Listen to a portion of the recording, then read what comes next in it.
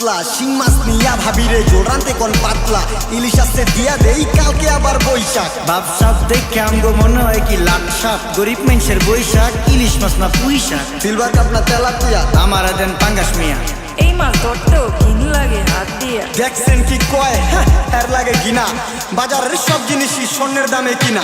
ঘু খায় সব মাছে কালার খায় পাঙ্গাসে ডিম পারে মুরগি আর ব্যথা পায় রাজা হাসে দুঃখ কমু কার কাছে টাকা নেই কা হাজার হাজার চলো বাবা যাইয়া দেখি কি অবস্থা কাঁচা বাজার ওই মিয়া হাত দিবেন না মরিচের কেজি 1000 দেখতাছেন না মরিচ গাছ